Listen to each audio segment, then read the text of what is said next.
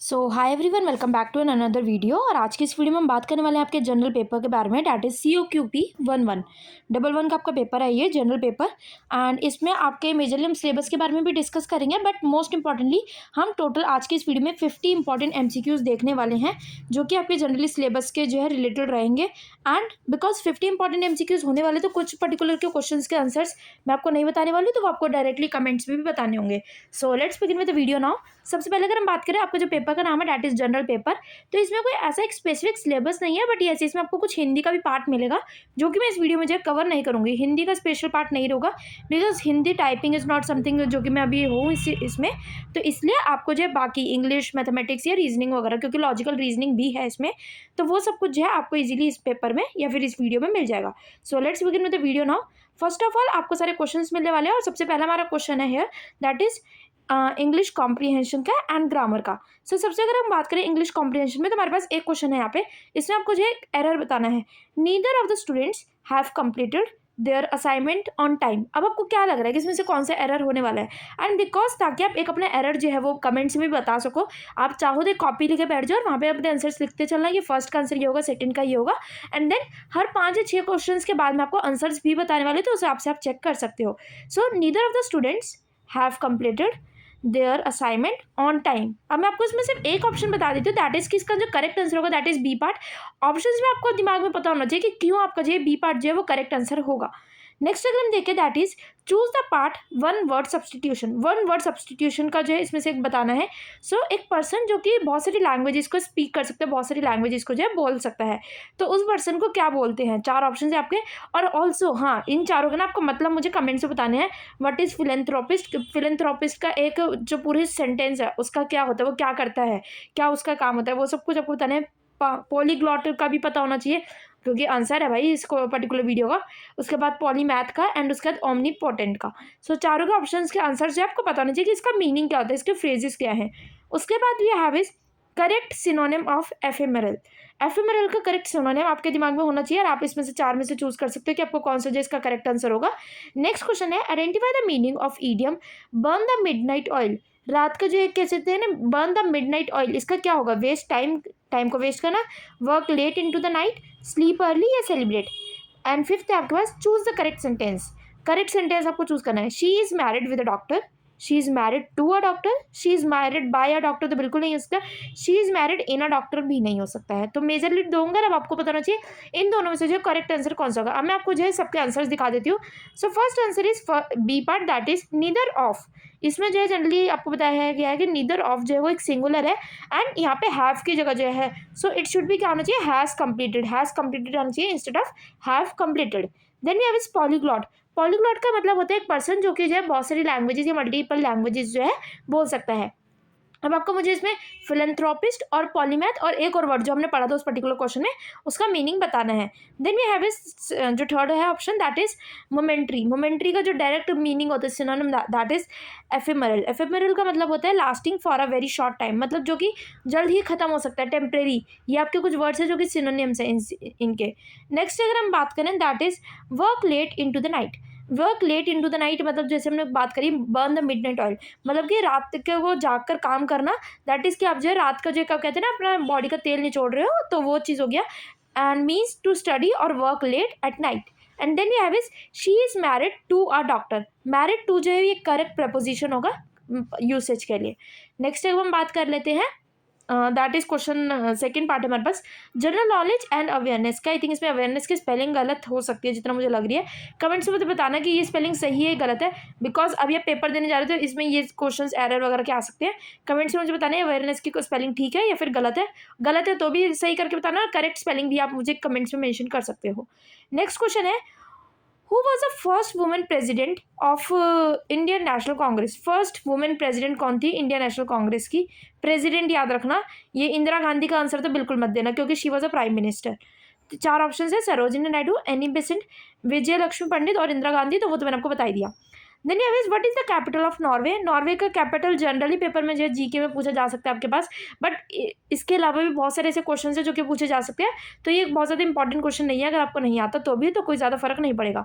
Next question जो कि बहुत इंपॉर्टेंट होने वाला आपके लिए, दैट इज कौन सा आर्टिकल है जो कि गारंटी करता है इंडिया कॉन्स्टिट्यूशन में the freedom right to freedom of speech and expression. देखो अगर आपको सिर्फ सीरीज भी याद होगी ना कि पहला फ्रीडम आता है, दूसरा इक्वालिटी आता है, तीसरा कौन सा आता है, ऐसे एक सीरीज याद कर लोगे तो ईयर वाइज भी अपने याद करना ईजी हो जाएगा।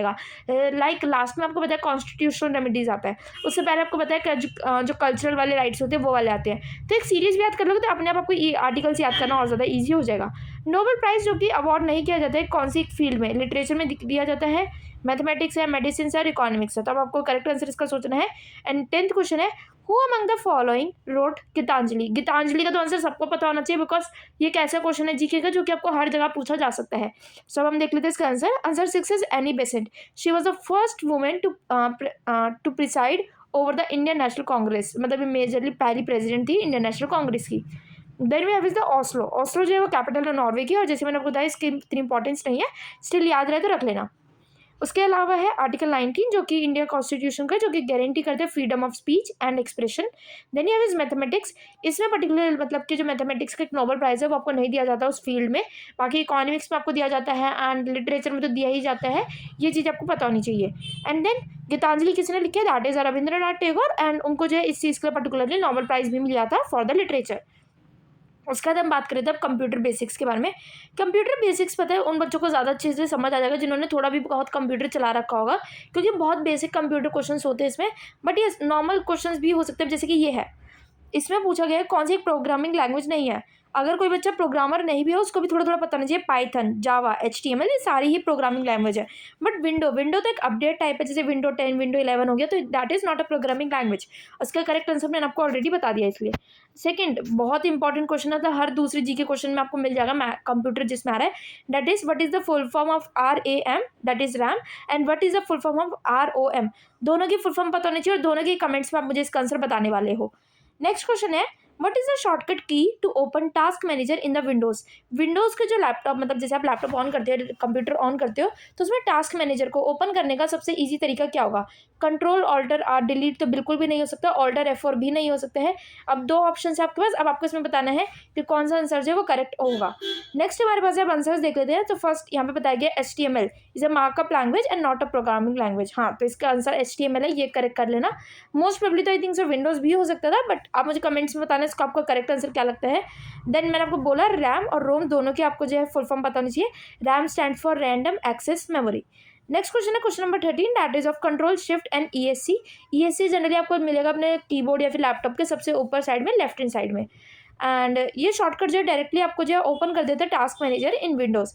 आज एक बार आप ट्राई भी कर सकते हो, अपने पास अपने लैपटॉप या कंप्यूटर आपके कुछ भी है तो उसमें ट्राई कर सकते हो और उससे आपको जो है याद करने में और ज़्यादा ईजी हो जाएगा। नेक्स्ट क्वेश्चन अगर हम देखें ना, दैट इज क्वेश्चन नंबर 4 में है हमारे पास, majorly of unit 4, that is general aptitude and logical reasoning के क्वेश्चन। बहुत ईजी क्वेश्चन रहने वाले हैं, बिकॉज अगर आपकी थोड़ी सी भी मैथ्स अच्छी है तो आप इजिली फाइंड आउट कर लोगे। पहला है एक ट्रेन जो कि रन कर रही है 90 किलोमीटर पर आवर, वो क्रॉस करती है 300 मीटर के प्लेटफॉर्म को इन 30 seconds. So find the length of the train.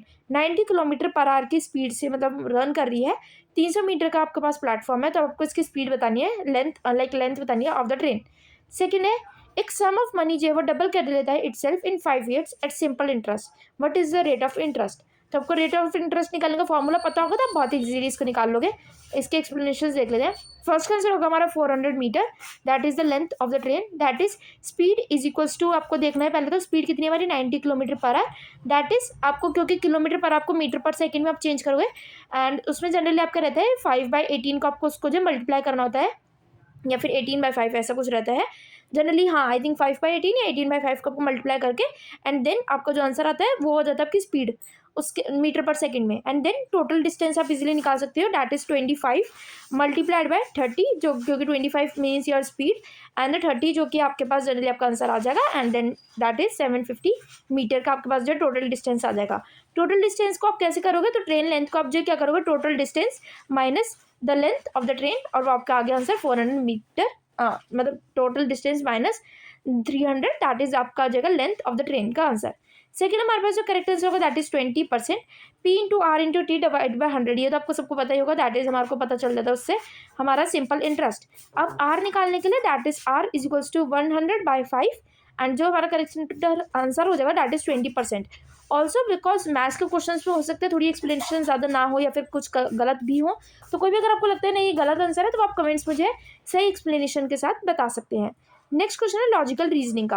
अगर बताया गया है कि ए जो है वो टॉलर है then B and B is shorter than C, मतलब कि ए जो है वो टॉलर है बी से एंड सी जो है वो छोटा है बी से।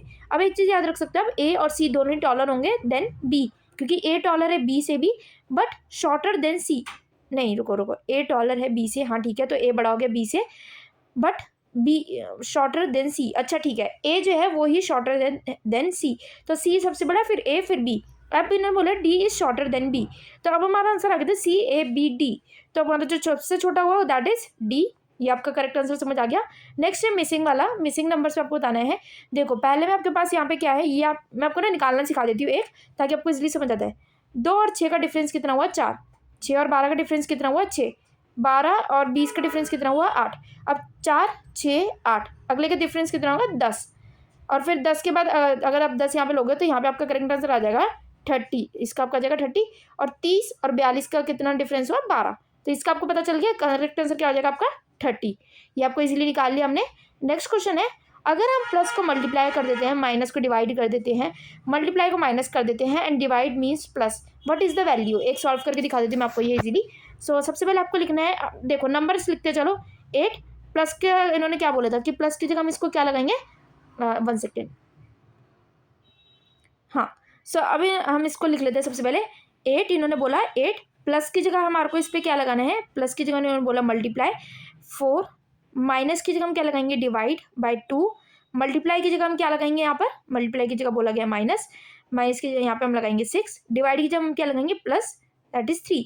सबसे पहले आप इसको कट कर लोगे, दैट इज 2, 8 मुझे 8 8 मुझे 16 minus 6 that is 10, 10 plus 3 that is 10 plus 3 13 होना चाहिए, बट बिकॉज हाँ एक चीज़ और है, बॉड मास में हमारा पहले ऐड होता है, तो दैट इज 10 मतलब 8 16 माइनस 6 प्लस 3, सो 6 प्लस 3 भी अगर आप कर लोगे पहले तो 6 प्लस 3 अगर आप इसको कर लोगे, हाँ 6 प्लस 3 अगर आप करोगे तो 9 आ गया, और 16 माइनस 9 अगर आप कर दोगे तो कितना आ जाएगा आपका answer, that is 7। I think इसमें कुछ गलत है, जितना मुझे लग रहा है इसमें कुछ गलत है। एक बार आप मुझे या तो कमेंट्स में बता सकते हो इसमें क्या गड़बड़ हो रही है मेरी, बाकी हम इसकी एक्सप्लेनेशन भी देख लेंगे, बट जनरली मुझे लग रहा है गलत है क्वेश्चन। सो डी तुम्हारे सबसे शॉर्टर था, ये तो हमने पता लगा ही लिया था। एंड सेकंड का हमारे को इन्होंने बताया कि 30 होगा, वो भी हमने लगा लिया है। वैसे इन्होंने बताया कि स्क्वायर करके +2, बट हमने नॉर्मल भी लगा लिया है इजीली। एंड थर्ड है हमारे पास 8, इन्होंने बताया कि हम इन्होंने ऐसे रिप्लेस किया है 2 - 6 इन्होंने पहले मतलब 8 मल्टीप्लाइड बाई 4 इन्होंने कर दिया, 8 मल्टीप्लाइड बाई 4 तो हमारे पास ठीक है, प्लस की जगह इन्होंने करा है मल्टीप्लाई, ठीक है 8 मल्टीप्लाइड बाई 4 हो गया हमारा, फिर डिवाइडेड बाई 2 हो गया, -6 हो गया, हाँ। तो इनको पहले तो भाई जितना था, क्योंकि बोर्ड मास का रूल क्या होता है, दैट इज डिवाइड, पहले हमारे को 4/2 करके हमारे को 2 से डिवाइड करना चाहिए था। अब 2 को हमारे को 8 से मल्टीप्लाई करना होगा, दैट इज 16, एंड 16 प्लस 3 मतलब 16 माइनस 6 प्लस 3 ऐसे होना चाहिए। एंड बिकॉज अब यही हुआ तो इन्होंने पहले हमारा 16 माइनस 6 कर दिया, दैट वॉज 10, 10 प्लस 3, देखो 10 प्लस 3 हमारा कितना होता है, इन्होंने बोल दिया कि 10 प्लस 3 हमारा कितना, इन्होंने निकाल दिया 8, जो कि हमारा करेक्ट आंसर नहीं होने वाला है। तो ये आप देख सकते हो, इसको आई थिंक सो गलत ही है क्वेश्चन ये, बट बाकी आप चेकआउट कर सकते हो और आपको लगे जो आंसर है वो मुझे कमेंट्स में बता सकते हो। नेक्स्ट हमारे पास क्वेश्चन है about the maths, that is sum had 2 numbers का that is 96 and their HCF is 12, how many pairs of such numbers exist. मतलब सम है 2 नंबर्स का 96 अगर 2 नंबर्स का सम है, तो देखो सबसे पहले आपको डिवाइड कर लेना है। 96 को अगर आप 2 से डिवाइड करते हो तो आपका मतलब 96 को अगर आप 2 से डिवाइड करते हो तो that will be your 4, and यहाँ पे आ जाएगा आपका 8, सो 48। और इन्होंने बोला कि HCF होगा इसका आपका 12। सो अब आपको इसका आंसर निकालना है, वो मैं भी आपको बता दूंगी एक्सप्लेनेशन के साथ ही, बिकॉज वरना वीडियो बहुत ज़्यादा लंबी हो जाएगी। नेक्स्ट क्वेश्चन है, A can do a piece of work in 10 days, B can do the same piece of work in 15 days। Direct निकाल सकते हो, A का आपका जो है वो है 10 days, B का आपका है यहाँ पर 15 days, and if they work together in how many days they will complete the work. देखो सबसे पहले आप इसकी निकालोगे एफिशिएंसी। एफिशिएंसी मतलब टोटल वर्क निकालोगे सबसे पहले तो 15 3 ऐसा कोई एक नंबर जो कि दोनों से मल्टीपल होता हो। अब इसकी एफिशिएंसी हो गई 3 की और इसकी एफिशिएंसी हो गई 2 की। 30 का हमारा वर्क है, एक दिन में अगर 5 का काम हो रहा है तो 5 इंटू 6 होता है, तो हमारा 6 दिन जो है हमारे को लगेंगे to complete the whole work. Easily हमारा आंसर आ गया। Next we have is if the radius of a sphere is doubled its volume will increase by how many times. अब आपको इसका करेक्ट आंसर बताना है। नेक्स्ट क्वेश्चन है the difference between the simple interest and the compound interest on 10,000 2 years 5% per annum is. सो सबसे पहले आपको इसका एक तो simple interest and compound interest निकालना होगा और उसके बाद फिर इसका डिफरेंस निकालना होगा। नेक्स्ट है एक ट्रेडर जो है marks an article of 40% above the cost price and gives the discount of 25%। देखो इसमें मतलब सबसे ईजी क्या होता है, एक मतलब आप मान लो एक जो है कॉस्ट प्राइस जो है जनरली दैट इज आपकी है 100, ठीक है। कॉस्ट प्राइस आपने मान लिया 100।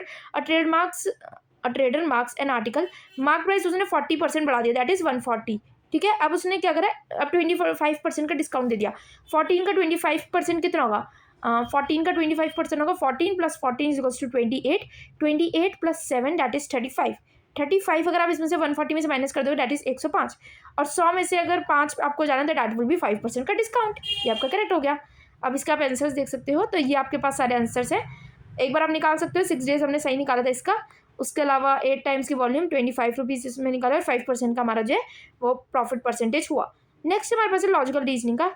ए इज़ ब्रदर ऑफ बी। इसका मैं पता है सबसे ईजी तरीका क्या करती हूँ, A is brother of B. A is, इसको थोड़ा सा स्क्वायर में बना लो, A is brother of B, B is mother of C, B is mother of C, ठीक है।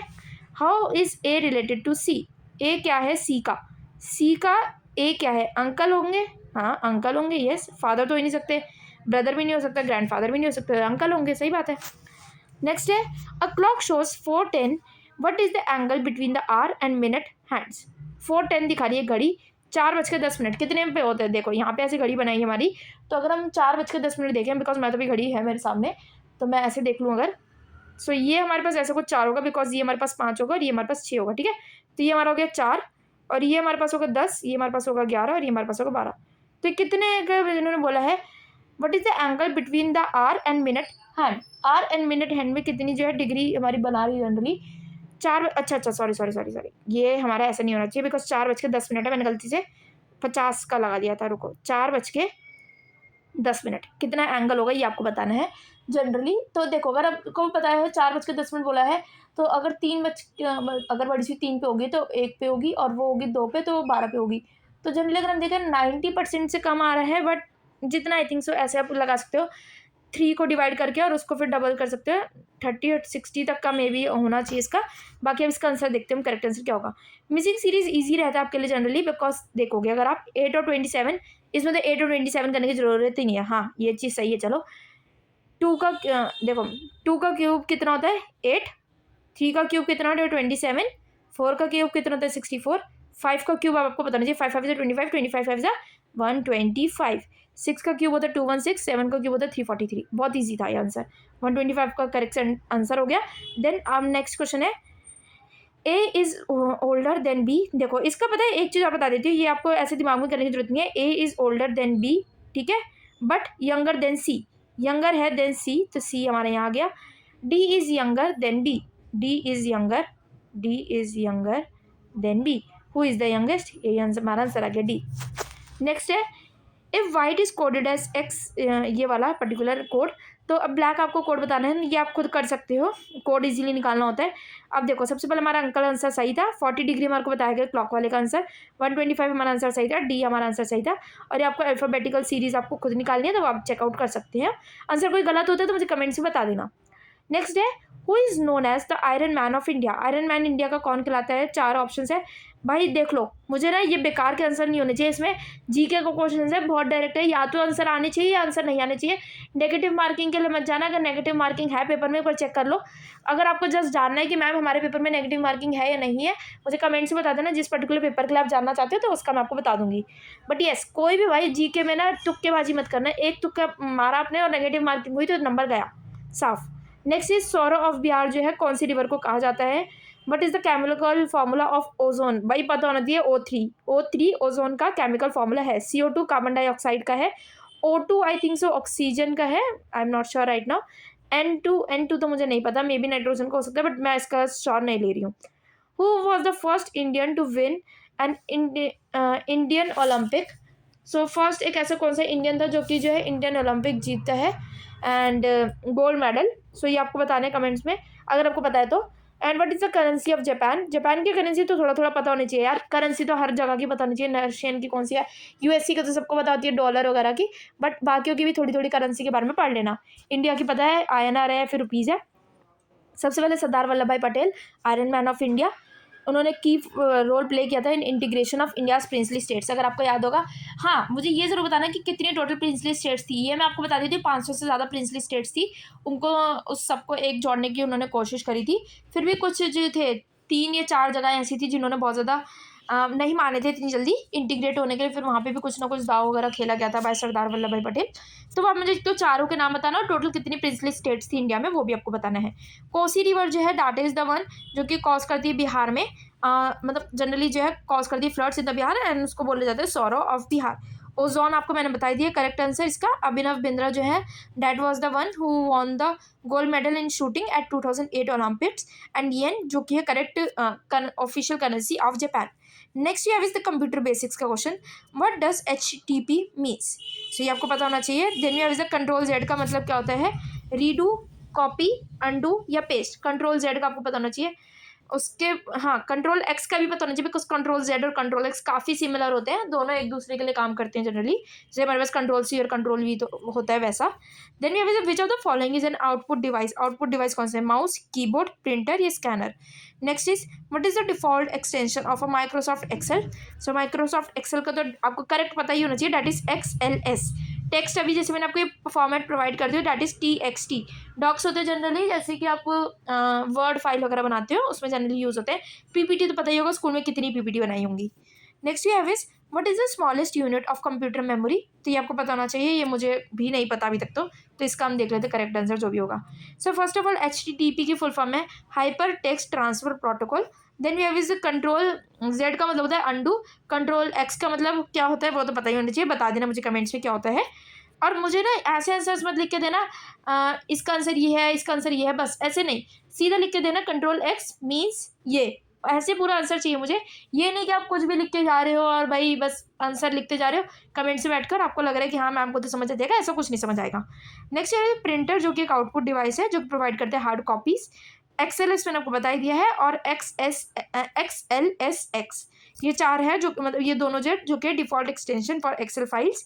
And BIT that is binary digit, ये एक स्मॉलेस्ट यूनिट है of data in computing. Next we have is USB in computing, full form क्या होती है USB की? 4 option है, करेक्ट आंसर आपको बताना है। Next we have is which key is use to refresh a web page in most browsers?